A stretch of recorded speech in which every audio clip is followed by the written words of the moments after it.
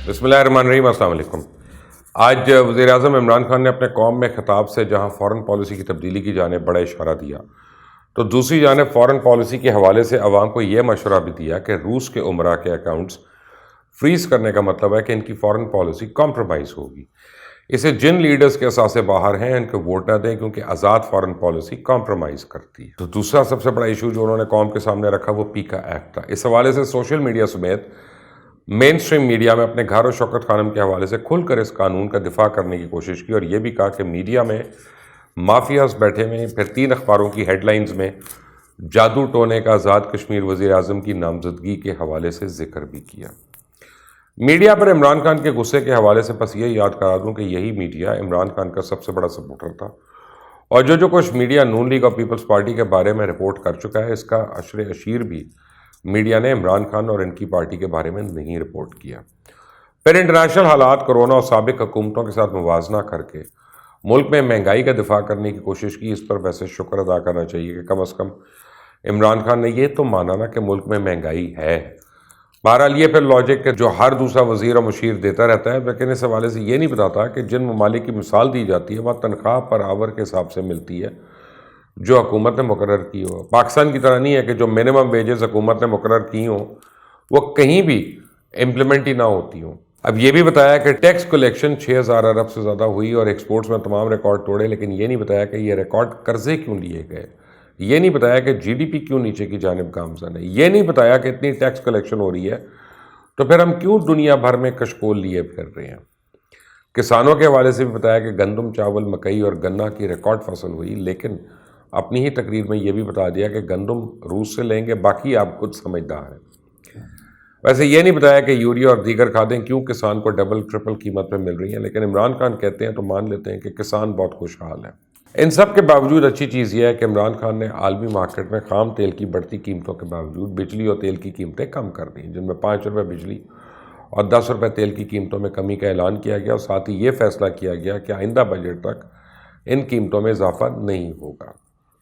एहसास प्रोग्राम के तहत जो 12,000 मिलते थे इसको 14,000 कर दिया गया और ये भी ऐलान किया कि जो भी इंडस्ट्री में पैसे लगाएगा इससे कोई सवाल नहीं पूछा जाएगा। आईटी स्टार्टअप्स पर भी कैपिटल गेन टैक्स ख़त्म कर दिया गया। ग्रेजुएट नौजवान के लिए 30,000 रुपये की इंटर्नशिप का ऐलान किया गया। कामयाब जवान प्रोग्राम में सूद के बगैर कर्जे देने का भी कहा गया। किसानों और घर बनाने के लिए भी सस्ता कर्जा देने का ऐलान किया। इमरान खान के मुताबिक यूँ अगले 2 साल में 407 अरब रुपए के कर्जे दिए जाएंगे। आखिर में सेहत कार्ड के हवाले से ऐलान किया कि मार्च के आखिर तक पंजाब के हर घर के पास सेहत कार्ड होगा, जिससे कोई भी इलाज के लिए 10 लाख तक की रकम इस्तेमाल कर सकेगा। अल्लाह करे कि इमरान खान ने जिन पॉजिटिव चीज़ों का ऐलान किया इन पर अमल दरामद हो जाए तो शायद पाकिस्तान के बहुत मसाइल भी हल हो जाएंगे। मुल्की सियासी मंजरनामे की बात की जाए तो ये फरवरी का पूरा महीना खबरों और मुलाकातों के हवालों से भरपूर था। अब मार्च का महीना भी कुछ कम दिखाई नहीं दे रहा।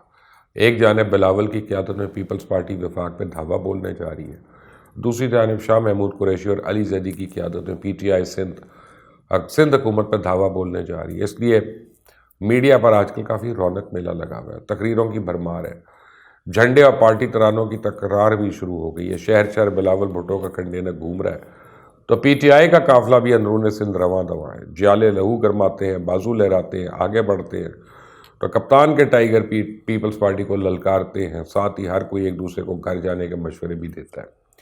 जैसा आज अवामी लॉन्ग मार्च के हैदराबाद पहुंचने के मौके पर बिलावल भुट्टो जरदारी ने कहा, वज़ीर आज़म मुल्क में नए इंतखाबात कराने का ऐलान करें, हम तैयार हैं। वज़ीर आज़म खुद मुस्ताफ़ी हो जाए वरना जियाले इस्लामाबाद आ रहे उन्हें घर भेज देंगे।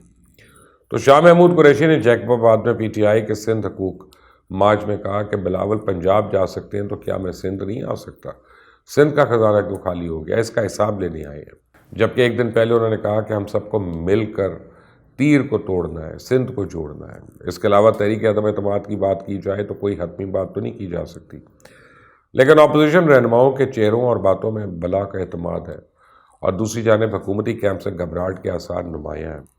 वैसे तहरीक अदम एतमाद के हवाले से खबर है कि अपोजिशन के 3 बड़े आसिफ अली जरदारी, शहबाज शरीफ और मौलाना फजल रहमान सर जोड़कर बैठेंगे और इस हवाले से बनाई गई रिपोर्ट पर तीनों रहनुमा गौर फौर करेंगे।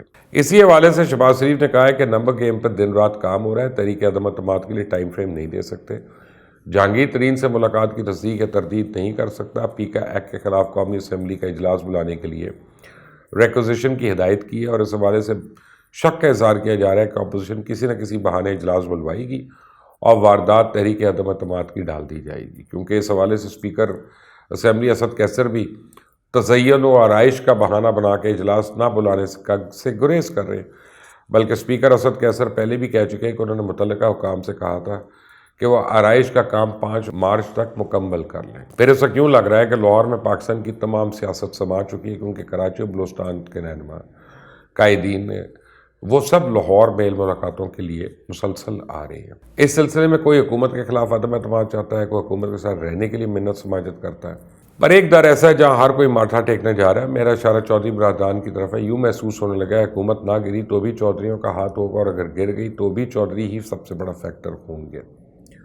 مگر خالی ایک در ایسا نہیں ہے جو حکومت کو گھر بھیج سکتا ہے، ایک اور شخص بھی ایسا ہے جو پی ٹی آئی کو وفاق سمیت پنجاب میں گھر بھیج سکتا ہے۔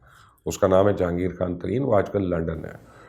اب ان کی روانگی کو لے کر پھر چہ میں گوئیاں شروع ہو گئی ہیں، سازشی تھیوریز اور پتہ نہیں کیا کیا چل رہا ہے۔ ساتھ ہی یاد کراتا چلوں کہ ان سے پہلے ایک اہم عسکری شخصیت بھی برطانیہ گئی تھی۔ اب لنڈن میں بیٹھے صحافی دوستوں جہانگیر ترین کی بیماری کے تانے بانے بھی نواز شریف سے جوڑ رہے ہیں۔ اندازے یہی لگائے جا رہے ہیں کہ ان کی پاکستان واپسی پہ حالات واضح ہو جائیں گے کہ اونٹ کس کروٹ بیٹھے گا۔ بہرحال حکومت کے لیے سب سے بڑا درد سر اور حقائق یہ ہے کہ اسٹیبلشمنٹ نیوٹرل ہو گئی ہے۔ شہباز شریف پہ کوئی فرد جرم نہیں عائد ہو سکی ہے۔ پی کا ایکٹ میں ترمیم کو اسلام آباد ہائی کورٹ نے الٹا کر پھینک دیا، اور اس حوالے سے پی ٹی آئی نے خاص طور پہ ٹویٹر پہ اس فیصلہ دینے والے جج کے خلاف محاذ گرم کر رکھا ہے۔ پھر آج اپنی قوم سے خطاب میں بھی عمران خان نے پی کا قانون کے حق میں بہت سی توجیہات پیش کی۔ پھر وزیر اعظم عمران خان اور ان کی حکومت کے خلاف عوامی سروے پہ سروے آ رہے ہیں۔ دیکھا جائے تو 6 مہینے پہلے یہ حالات نہیں تھے۔ ٹی وی چینلز میں جگہ جگہ پی ٹی آئی پہ تنقید ہوتی نظر آ رہی ہے، ساتھ ہی پی ٹی آئی کے اندر ٹوٹ پھوٹ کی خبریں اب عام ہو گئی ہیں۔ آج تحریک انصاف کے رکن اسمبلی دیوان سچل کا کہنا ہے کہ ہم ایک جماعت کے طور پہ عوام کو ڈیلیور کرنے میں ناکام ہوئے ہیں، اور اس بات کی ذمہ داری لینے کا وقت آ گیا۔ عمران خان سسٹم کو سدھار نہیں سکے۔ انہیں بتایا کہ پارٹی کے اندر آواز اٹھا کر وہ تنگ آ گئے، اس لیے اب میڈیا کے ذریعے وہ اپنی بات لائیں گے۔ دیوان سچل نے اپنی پارٹی کے کئی رہنماؤں پہ کرپشن کے الزامات بھی لگائے۔ ان کے مطابق پارٹی کے اندر ایسے ایم این ایز بھی ہیں جو الیکشن سے پہلے آلٹو کار رکھتے تھے، لیکن اب ان کے پاس لینڈ کروزرز ہیں، تاہم انہوں نے ان اراکین اسمبلی کے نام نہیں لیے۔ وزیر خارجہ شاہ محمود قریشی پہ تنقید کرتے ہوئے کہا کہ اس وقت یوکرین میں جنگ لگی ہوئی ہے، جہاں پاکستان کے کئی طالب علم پھنسے ہوئے ہیں۔ وزیر خارجہ ان طالب علموں کی واپسی کے اقدام کرنے کی بجائے گوٹکی میں لانگ مارچ کر رہے ہیں۔ انہوں نے کہا الزام انہوں نے لگایا کہ شاہ محمود یہ چاہتے ہیں کہ عمران خان ناکام ہو، کیونکہ ان کی اپنی نظر وزارت عظمیٰ پہ لگی ہوئی ہے۔ پھر سب سے بڑا سوال جو ہے کہ پی ٹی آئی کے وزراء سہمے کیوں ہیں، کیونکہ ان کے بیانات اور باڈی لینگویج وہ نہیں ہے جو پہلے ہوا کرتی تھی۔ سب سے زیادہ لگتا ہے شیخ صاحب حالات کا اثر لے رہے ہیں، شاید ان کا ٹانکا فٹتا وہاں سے سگنلز آنے بند ہو گئے ہیں۔ اب وہ اتحادیوں کو دھمکا رہے ہیں کہ عمران خان کو چھوڑنے والا اتحادی غلط فیصلہ کرے گا، تو اس سے پہلے وہ فرما رہے تھے کہ عمران خان کو جہانگیر ترین سے بات چیت کرنی چاہیے۔ 14 سال پرانے مردے اکھاڑنے والے مل سکتے ہیں، تو جہانگیر ترین اور عمران خان تو دوست ہیں۔ یہ اسی دن شیخ صاحب کے اس بیان سے ایک چیز کنفرم ہو گئی تھی کہ جہانگیر ترین حکومت کے ساتھ نہیں ہے۔ یوں اب سب کی نظریں اس بات پہ ہیں کہ اپوزیشن اس صورتحال سے فائدہ کب اٹھائے گی، لیکن ایسا لگتا ہے اپوزیشن بھی کسی اشارے کا انتظار کر رہی ہے، اور وہ اشارہ شاید ابھی اپوزیشن کو ملنے میں ٹائم لگے گا۔